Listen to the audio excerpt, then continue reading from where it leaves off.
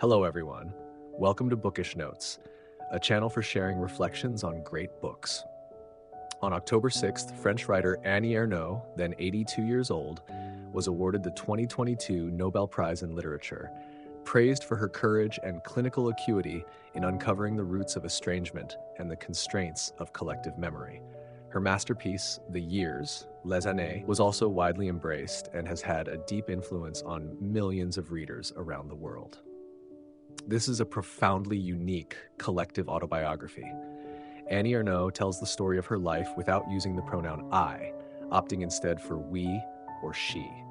She blends personal memories with collective ones and weaves in a sociological perspective to present the most vivid, truthful account of a woman's journey from childhood to old age, over 60 years of ever-changing life.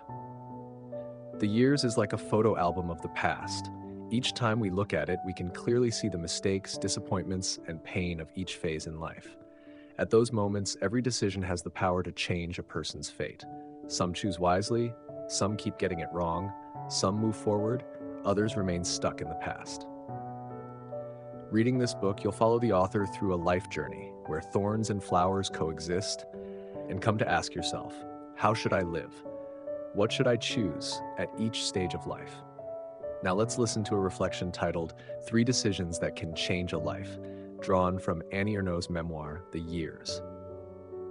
As a young girl, Annie held on to written words that helped her travel back through memory.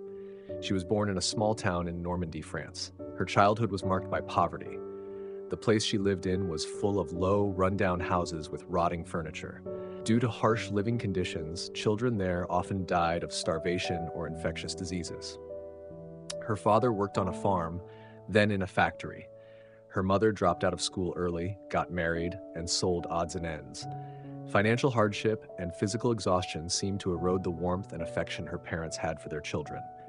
In Annie's memory, her father was an alcoholic, crude in speech and behavior, while her mother was extremely strict. Those living at the bottom of society couldn't change their circumstances, so they pinned all their hopes on their children's future. When Annie was growing up, society was still highly conservative. For a girl, no matter how pretty, intelligent, or well-educated, preserving her chastity was considered more important. Under that value system, mothers became the strictest guardians of their daughters until they were married. As a girl, Annie wasn't allowed to watch movies or read anything about love. She couldn't wear short skirts or colorful clothes. During her teenage years, she never went out alone or attended any social gatherings with strangers. Even so, young Annie grew increasingly curious about the feeling of being in love.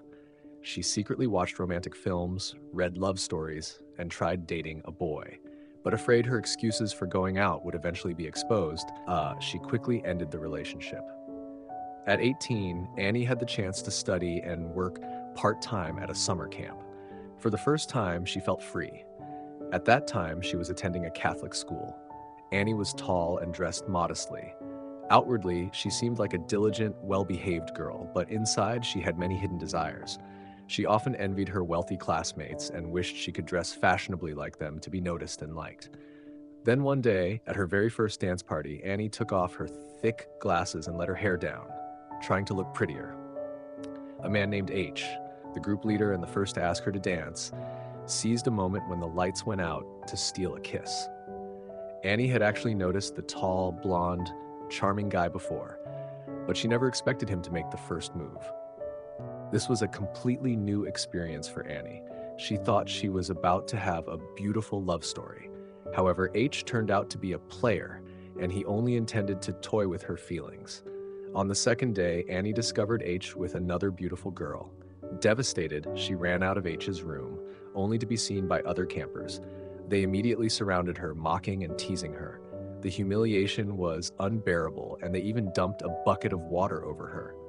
Amid the shouting and laughter, through her soaking wet hair, she saw H. Annie ran toward him, shouting his name for help and throwing herself into his arms.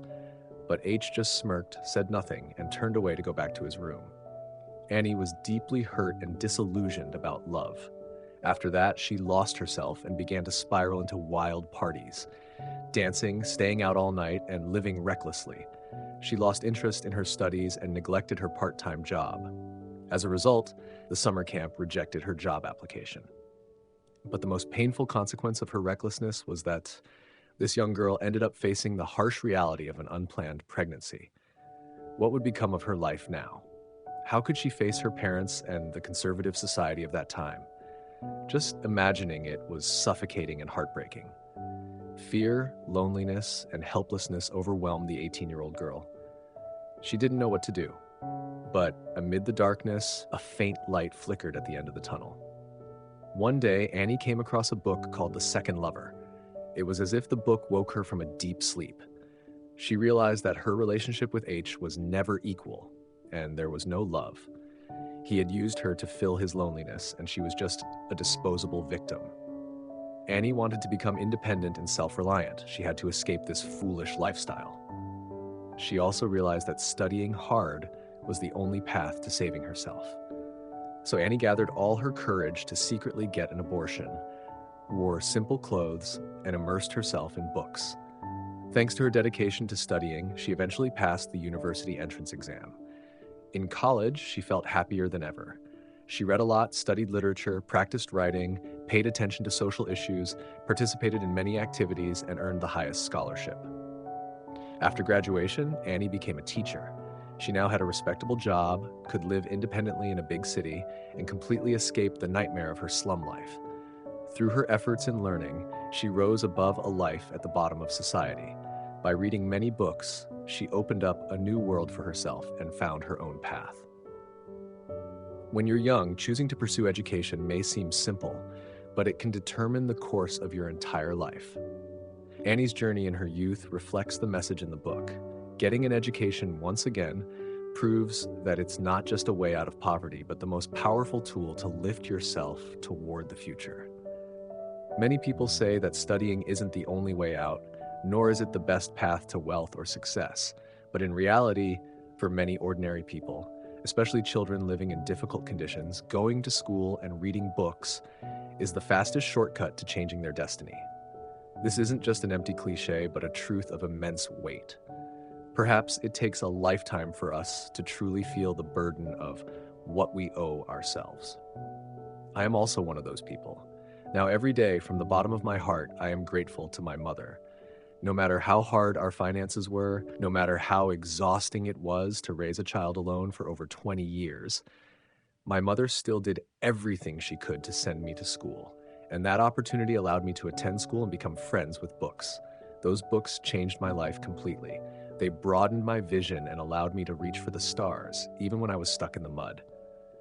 Books softened my narrow views, helped me rise above mediocrity, love both suffering and joy, accept imperfection, and embrace everything. To understand how powerful love and dedication can be, just as one writer once said, books are the most patient and gentle companions. They will never abandon you. There are many difficult thresholds in life, and thanks to books, I was able to cross them. Books nurture and enrich anyone's inner world, helping us accumulate and change little by little to become a better version of ourselves. Yesterday, where our footsteps could not measure, the words in books could. Without reading and continually enriching our inner selves, no matter how far we travel, we are just like a mail carrier. Each book is a door. You decide where it will take you. I have a younger cousin from the countryside who once texted me, "What should I choose now? My father says girls don't need higher education. Just finish high school, get a job to help the family, and then get married." I asked her, "What do you think?" She replied, "I don't know. My dad will only support me for exam prep this year. I really want to study, but I've lost so much knowledge over the past 3 years. I'm afraid I'll fail the entrance exam. Then my family and others will criticize me." I told her, "Don't be afraid. If you don't pass this year, try again next year. I'll help cover your prep costs." Because I remembered my own final year of high school when a sudden illness prevented me from taking the university entrance exam. A year later, when I recovered, I had less than a month left to prepare. No one believed I could pass, not even my own family. They told me it would be better to find a factory job. Only my mother, from beginning to end, always supported me. In the end, with all the effort I could muster, I succeeded. I reviewed the entire final year curriculum, practiced past exams for a month, and got accepted into my desired field of study. Therefore, in the case of my cousin, I truly believe that with enough determination and a little support, success is entirely possible. Even if she couldn't get into her desired major, the process of building perseverance would still greatly benefit her future. However, she ultimately gave up. Indeed, the saying, "Our destiny lies in our own hands," is absolutely true. More accurately, life is full of crossroads. One right decision can lead you to a higher energy level of living, while one wrong step may set every future step off course. In life-defining choices like these, pursuing education and reading books are the best ways to swim against the current. Out there, countless people long to study, to immerse themselves in books, yet they simply can't. So, if you're fortunate enough to have the chance to learn and read, don't complain about the difficulties it brings.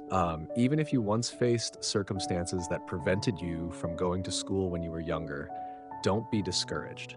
You can still improve yourself every day through reading and self-education. In the future, if conditions allow, you can even take adult education or university courses. This is not unusual. When I studied abroad, many of my classmates were older, even in their 50s or 60s. Not only was it completely normal, but everyone admired them for their determination and passion. With that in mind, be patient and passionate about reading. Believe that if you maintain this surprisingly rewarding habit, books will eventually touch your heart and mind, transforming your life in every way. They will help you stay calm and resilient in the face of challenges, offer deep insight, expand your thinking, develop your skills, and help you find real joy in life. As we move past our 20s, knowing when to pause can be the key to going further. Annie had tasted the forbidden fruit in high school, so at 25, she became especially cautious in love and marriage. However, in those days, young people were generally expected to get married early and have children. Staying single for too long often led to gossip and even social exclusion. To fit in and have something in common with her peers, Annie followed the crowd, put her career on hold, and rushed into marriage. Within just a few years, she married a man who wasn't right for her and had 2 sons in quick succession. Her husband came from an educated family and worked for the government. After marriage, his family provided her with a comfortable material life. They moved into a large, fully equipped house. But married life left Annie exhausted. Every day she juggled her job, household chores, and childcare. After giving birth to her second child, she gave up her spiritual life entirely. She stopped reading and writing and focused solely on practical matters. Her husband only occasionally helped with the housework and was largely absent. This, despite the influence of the authors she admired and the feminist movement in France.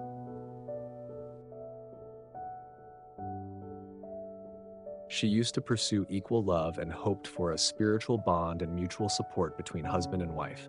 But in reality, aside from talking about their parents and children, she and her husband had virtually nothing else in common to talk about. Their life together was dull, and all responsibilities fell on her shoulders. If Annie were absent for even a single day, the household simply wouldn't function. Life went on like that for over 10 years.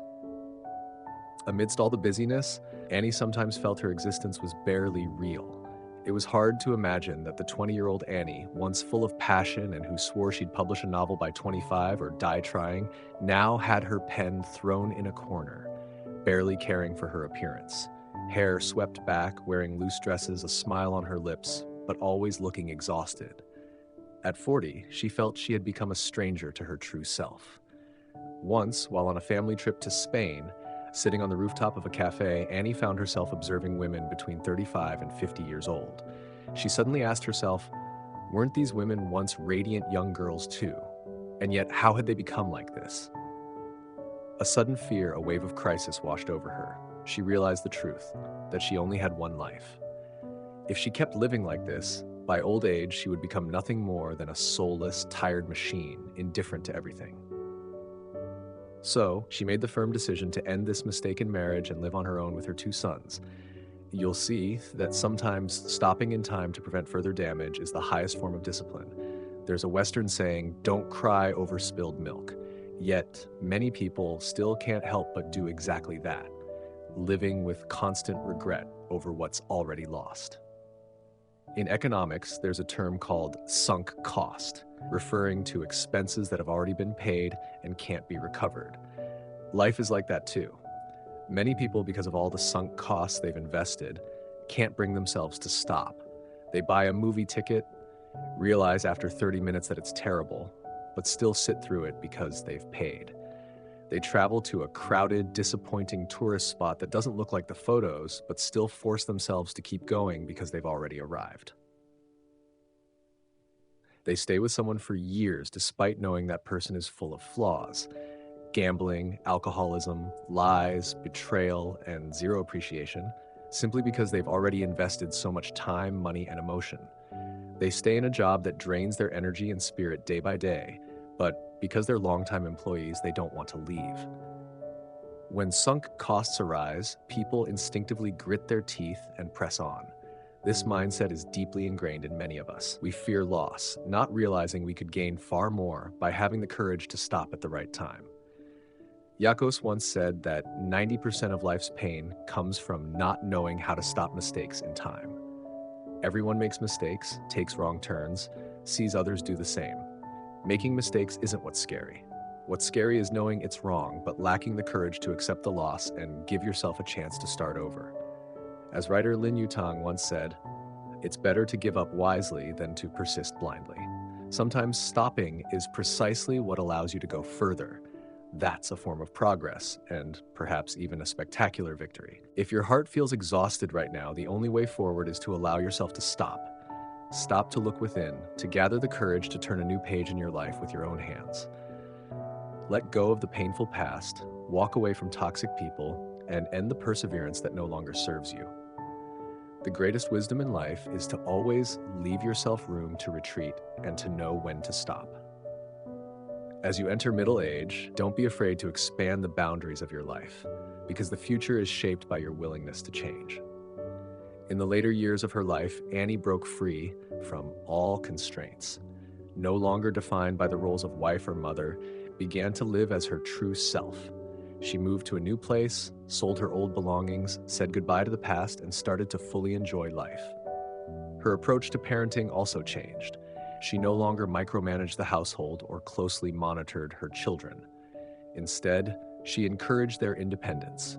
She let go of her worries about age and status and stopped caring about others' opinions. When her children got married and moved out, she found greater peace in the quiet of living alone, like a young woman in her springtime, free and unrestrained. She spent her days reading, constantly enriching her inner world. Though her face bore the marks of time, she remained full of energy. She kept reading, kept writing, and through her breakthroughs in literature, she was finally awarded the highest honor in the literary world, the Nobel Prize, at the age of 82. Her story is not only a powerful encouragement, but also an endless source of inspiration for many. It was by breaking free from societal expectations that she found extraordinary strength and experienced a beautiful chapter in old age. Life may seem long, but the time you truly live for yourself is incredibly short. The truth is, many people spend their whole lives living for others, studying for their parents when young, chasing success in youth to gain approval from others, then living for their spouse and children after marriage, and finally investing their entire emotional life into their grandchildren in old age. By the end of their lives, they feel as if they've accomplished a lot, but in reality, they've just repeated a limited model within a narrow space. Only when a person stops defining themselves by roles, who I am, who I used to be, who I must become, and stops being limited by labels, can they fully unlock their potential and broaden the boundaries of life. In her final years, Annie discovered her true life purpose, to allow herself to do what she loved. A person who continues to nourish their inner self, who stays calm and true, will encounter countless beautiful and unexpected things along the way. Compared to other Nobel laureates, Annie's stories may seem ordinary. She recorded the changes in her era and in herself with honesty, without romantic pasts or dramatic twists. Yet whether it was during her school days, adulthood, marriage, or life alone in old age, her writing deeply resonated with readers. That's because her experiences reflect a very common way of living for most people. As the philosopher Nietzsche once said, no one can build a bridge for you to walk across the river of life. No one but you yourself. Life is like a long river. At each bend, we face different challenges. But I believe if you truly seek awareness, no matter how many rivers and mountains you cross, in the end, you will return to yourself. Thank you for listening to Bookish Notes, a channel that shares small thoughts from great books. If you found today's video helpful, please share it with those who might need it. Support me by hitting the like button, subscribing, and turning on the notification bell to catch my latest weekly videos. If you have any thoughts or feelings, feel free to share them in the comments below. Thank you. Goodbye, and see you in the next video.